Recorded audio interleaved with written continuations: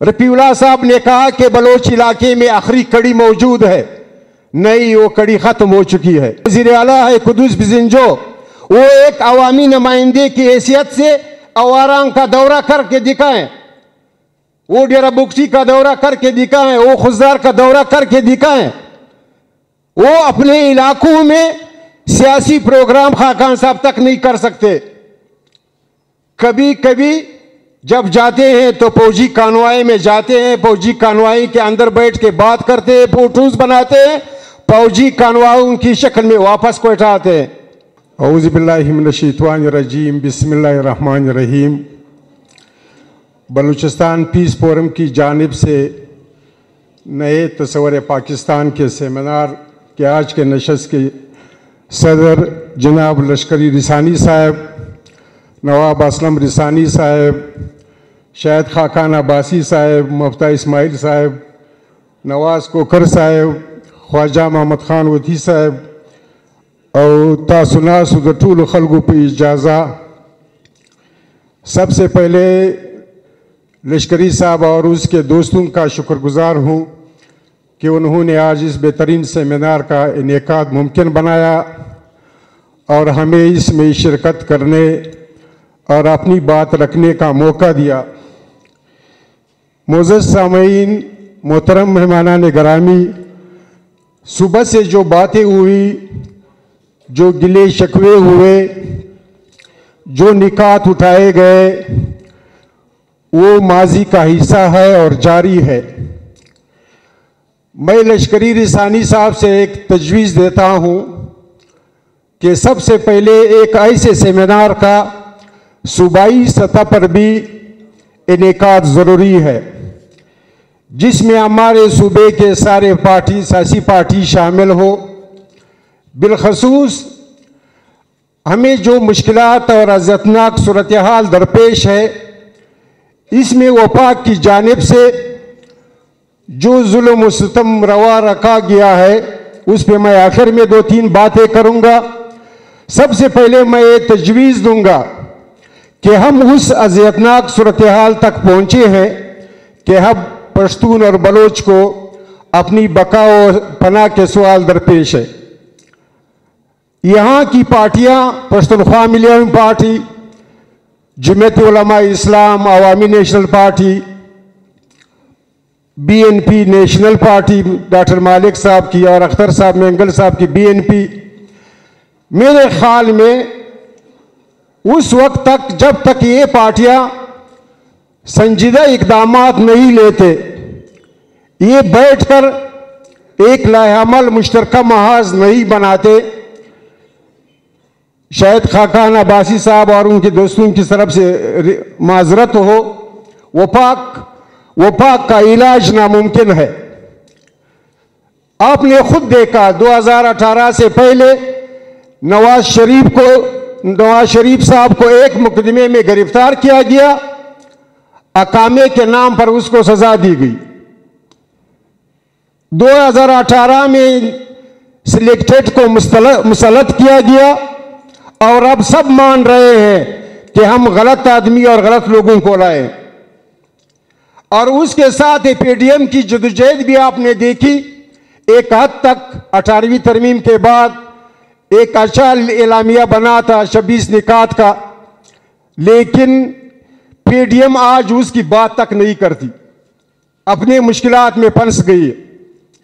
इसकी बजाय कि वो सिलेक्टेड को बरसरे इख्तिदार रहते हुए अंजाम तक पहुंचा देते, ख्वाह मख्वाह उनसे इख्तिदार लेकर अपने आप पर वो हालात मुसल्लत किए गए।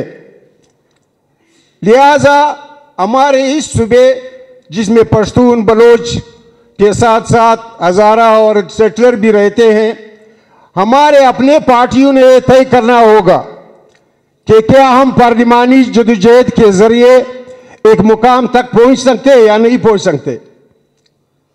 जब तक ये पार्टियां ये बात तय नहीं करती तो फिर सवाल ये बनता है कि जब आप नहीं कर सकते तो क्या ये सवाल नहीं मतरा होगा कि मज़ाहिमतकार सही है खुदा न ख्वास्ता, और उसको दहशतगर्द के नाम पर मारा जा रहा है। اس کے دہشت گرد کے نام پہ اغوا کیا جا رہا ہے، اسے دہشت گرد کے نام پر اس کی مسخ شدہ لاشیں لائی جا رہی ہے۔ پی ڈی ایم کی طاقت یہ ہے کہ وہ اپنے ساتھی پشتونخوا ملیم پارٹی کے صوبائی صدر مرکزی سیکریٹری عثمان لالا شہید کی شہادت پر ایک قرارداد تک پاس نہیں کر سکتی۔ پی ڈی ایم کے کور کمیٹی اسٹرنگ کمیٹی کا ممبر تھا آیات بلوچ کو آپ نے تربت میں دیکھا، اس تصویر کو آپ نے دیکھا جس کے سرانے اب اس کی ماں بیٹھی ہوئی تھی۔ کیا وہ باقی پارٹیاں اس کا مداوع کر سکتی ہے؟ نہیں۔ لہذا ہم یہ کہتے ہیں کہ ہم غلط فہمی میں نہ رہے، وہ باقی پارٹیوں کے دوست بیٹھے ہیں، ناراض نہ ہو۔ ہم نے سیاست کے اس مدرسے میں سے پارا پڑھا ہے جس میں انسان سے رنگ، زبان، نسل، مذہب کی بنیاد پہ ہم نفرت نہیں کرتے۔ میں جو باتیں کر رہا ہوں اس میں کچھ ناخوشگوار باتیں آئیں گی، خاقان صاحب نوٹ نہ کر لے۔ وہ باقی پارٹیوں کے پاس خود پروگرام نہیں ہے۔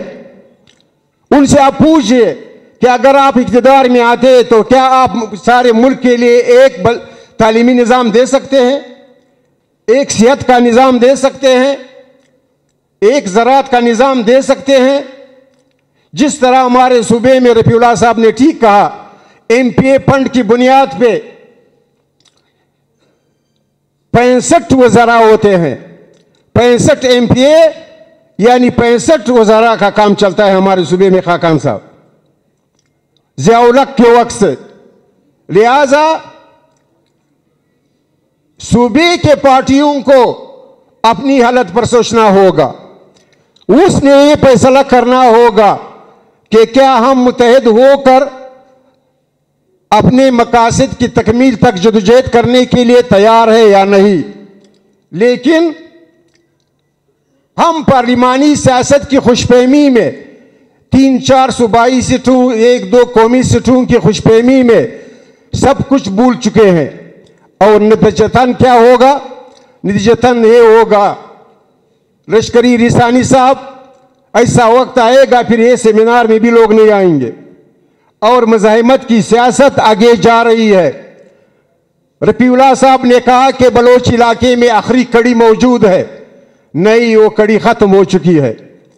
اگر وہ موجود ہے تو مجھے وہ خزار میں جلسہ کر کے دکھا دے۔ غوث مجید بزنجو جو وزیر اعلیٰ ہے، قدوس بزنجو، وہ ایک عوامی نمائندے کی حیثیت سے اوارانگ کا دورہ کر کے دکھائیں، وہ ڈیرہ بگٹی کا دورہ کر کے دکھائیں، وہ خزار کا دورہ کر کے دکھائیں۔ وہ اپنے علاقوں میں سیاسی پروگرام خاقان صاحب تک نہیں کر سکتے۔ کبھی کبھی جب جاتے ہیں تو فوجی کانوائی میں جاتے ہیں، فوجی کانوائی کے اندر بیٹھ کے بات کرتے ہیں، فوٹوز بناتے ہیں، فوجی کانوائیوں کی شکل میں واپس کو اٹھاتے ہیں۔ وہ رٹ جو حکومتی رٹ تھی بلوچ علاقوں میں اکثریت ختم ہو چکی ہے، صرف شہروں تک محدود ہے۔ حقیقت یہ ہے، اگر ہم برسر زمین اس حقیقت کو تسلیم نہیں کرتے تو خدا نخواستہ آنے والا کل اس سے اور بھی زیادہ برا ہوگا۔ پشتون علاقوں میں صورتحال کیا ہے؟ پشتون علاقوں میں نوجوان طبقہ اس انتظار میں ہے کہ ہم کس طرح پارلیمانی قوتوں کو ناکام بنائے، مزاحمتی سیاست شروع کر دے۔ اب بھی پی ٹی ایم کے مظاہرے سب سے بڑے ہوتے ہیں، نوجوانوں کی اکثریت پی ٹی ایم کے ساتھ ہے، اور ملکی سطح پر پارلیمانی قوتوں کی طاقت یہ ہے کہ وہ ایک عالی وزیر کو رہا تک نہیں کر سکتے۔ جب اس کو اعتماد کے ووٹ کی ضرورت تھی شہباز شریف کو، تو علی وزیر کو جیل سے نکال کر لایا گیا، اس سیشن میں بٹھایا گیا۔ اب جو آرڈر نہیں ہو سکتا اس کو نہیں لا سکتے، پھر کہتے ہیں کہ ملکی سیاست میں فوج اور ایجنسیوں کی مداخلت ختم ہو چکی ہے۔ اگر فوج اور ایجنسیوں کی مداخلت ختم ہو چکی ہے تو علی وزیر کو کیوں رہا نہیں کیا جاتا؟ کس لیے اس کو بند رکھا گیا ہے؟ سارے عدالتوں نے اس کو ضمانتیں دے دی ہے، اکثر کیس خارج ہو چکے ہیں۔ سوات سے لے کر وزیرستان تک، کوئٹہ تک دھرنے جاری ہے۔ ابھی سوات، بنیر، مالاکنڈ، باجوڑ، وزیرستان میں دھرنے ہوئے بڑے بڑے طالبنائزیشن کے خلاف۔ کیا کوئی وفاقی پارٹی یہ دعویٰ کر سکتی ہے کہ سوات اور باجوڑ کے اس طرح مظاہرے آپ کر سکتے ہیں؟ پیپلز پارٹی، خواجہ محمد خان صاحب بیٹھے ہیں، اس کو معلوم ہے۔ وزیرستان میں جو دھرنا ہوا، سوات میں جو جلسے ہوئے جس میں لاکھوں لوگ تھے، کسی وفاقی پارٹی کے ساتھ یہ طاقت نہیں۔ یہ طاقت مزاحمت کرنے والوں کے ساتھ ہے، اور پشتون وطن کی جو پارلیمانی سیاست کی کڑیاں ہیں وہ زنگالود ہو چکی ہے، وہ ٹوٹنے والی ہے۔ ہم جیسے کارکن جب پارلیمانی سیاست کی بات کرتے ہیں، ہمارے تعلیم یافتہ نوجوان ہمیں پیغور دیتے ہیں، کہتے ہیں آپ بزدل ہیں، اور وہ ٹھیک کہتے ہیں۔ اور وہ ٹھیک اس لیے کہتے ہیں کہ عثمان شہید نے سینٹ میں کہا تھا کہ مجھے ISI اور MI دھمکیاں دے رہا ہے، اور اگر مجھے کچھ ہوا تو مجھے گم کھاتے میں نہ ڈالا جائے۔ اس کو دن کے وقت اپنے گھر میں مارا گیا۔ فواد چودھری نے ٹویٹ کیا تھا کہ آپ نے عثمان شہید طاہر داور DSP اسلام آباد سے جو اغوا ہوئے، آپ نے اس کو شہید کیا، ہم نے کچھ نہیں کہا۔ آپ نے ہمارے صحافی ارشد شریف پنجابی کو شہید کیا، ہم ابھی چپ نہیں رہیں گے۔ یہ فواد چودھری کا ٹویٹ ہے۔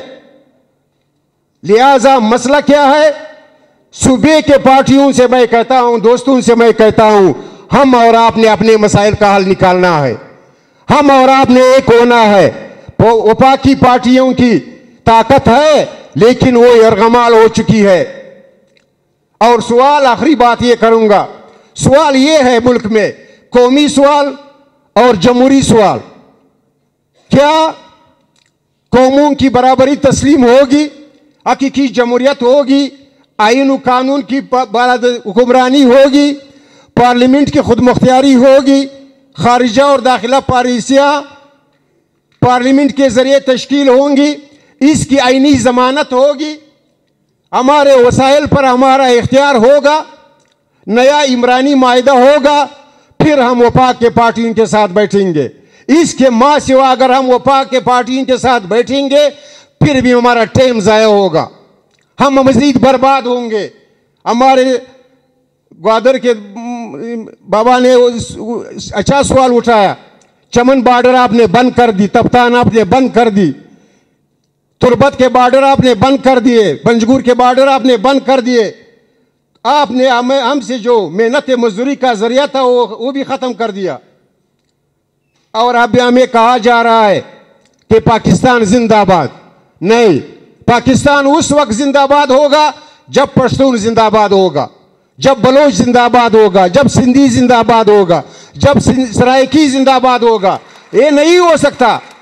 21ویں صدی ہے، اب بھی ہماری آنکھوں میں دھول ڈالا جا رہا ہے۔ 21ویں صدی ہے، بادشاہی تخت لاہور کی ہے، بادشاہی تخت لاہور کی ہے، اور اسلام آباد اس کے چلانے کا دفتر ہے، اسلام آباد اس کے چلانے کا دفتر ہے۔ حتیٰ مظلوم اقوام، محکوم اقوام اور پنجاب کی مظلوم عوام، خاقان صاحب وہاں کے رہنے والے ہیں، آپ اردو اخبارات اٹھا کے دیکھ لے، کوئی ایسا دن نہیں جاتا جب پنجاب کے دیہاتی علاقوں میں خدا نخواستہ ریپ کے واقعات توبہ نعوذ باللہ نہیں ہوتے، جہاں غریبوں کو درپدر نہیں کیا جاتا۔ ہمارا تو کوئی پوچھتا ہی نہیں۔ عدلیہ آپ نے دیکھ لیا، آپ کے ساتھ کیا ہوا، آپ پر کیس تھا۔ ایک ٹی وی پہ آپ بولتے تھے کہ اسٹیبلشمنٹ مداخلت کر رہی ہے سینیٹ کے اعتماد کے ووٹ کے حوالے سے، لیکن آخرکار آپ بھی چپ ہو گئے، تک گئے۔ نواز صاحب کو سچ کی پاداش میں پارٹی چھوڑنا پڑی۔ सच की पादाश में। ये वो मुल्क है जिसमें सच बोलने पर पाबंदी है, जिसमें डाका डालने, जिसमें चोरी करने, जिसमें करप्शन करने, सब कुछ की आज़ादी है। हमारे मिनिस्टर साहब बैठे थे, अच्छी बात है कि वो चले गए। मैं इस साल को चैलेंज करता हूं, अभी अखबारात में टेंडर आ रहे हैं, किस आदमी को किस शेयर का ठेका चाहिए 10% में, चाहे वो ठेकेदार हो न हो, किस शख्स को किस जिले का रोड का ठेका 12% में चाहिए, ये नीलाम आम है। मैं चैलेंज करता हूं, मेरे साथ राब्ता रखे, मैं लोग तुम्हें बताता हूं, वो तुम्हें देगा। 1 करोड़ का काम 50 लाख में होता है। खाकान अब्बासी साहब, ये वो लोग हैं जिसने आपकी पार्टी को बर्बाद किया, आदम एतमाद लाया और इन लोगों को उठा के बाप की शक्ल में इकट्ठा किया। और बाजवा साहब कोयटा आए थे उस वक्त, उसने तकरीर की थी सेरिना में, हम इसके साथ बैठे। वो क्या कह रहे थे, अब बासलाहियत लोग आ गए हैं। बापा आदम एतमाद के बाद सेरिना में प्रोग्राम था, chief of army staff Bajwa साहब कह रहे थे, कुदूस बिजंजो की जो हुकूमत आई, उसने कहा अब सूबे में बासलाहियत लोग आ गए, ईमानदार लोग आ गए, अब सूबा तरक्की करेगा। जब आपका चीफ ऑफ आर्मी स्टाफ यहां तक मुदाखलतकार है, ब्रिगेडियर खालिद फरीद नाम था या क्या था, उसने फिर ये पार्टी बनाई बाद में, ये आदम एतमाद उसी ने किया था। लिहाजा सवाल वाज़ेह है, बलूचिस्तान के पश्तूनों, खैबर पख्तूनख्वा, सिंध बलोचों ने अपने घर बैठकर अपने लाएमल तय करना होगा। यही आखिरी इंतखाबात है। इस इंतखाबात के बाद, आने वाले इंतखाबात के बाद आपकी ये पोजीशन नहीं रहेगी। आप भी कैंपेन करने पशीन नहीं जा सकेंगे। आज तुरबत नहीं जा सकते, कल रोब नहीं जा सकते, आपका रास्ता बंद हो जाएगा।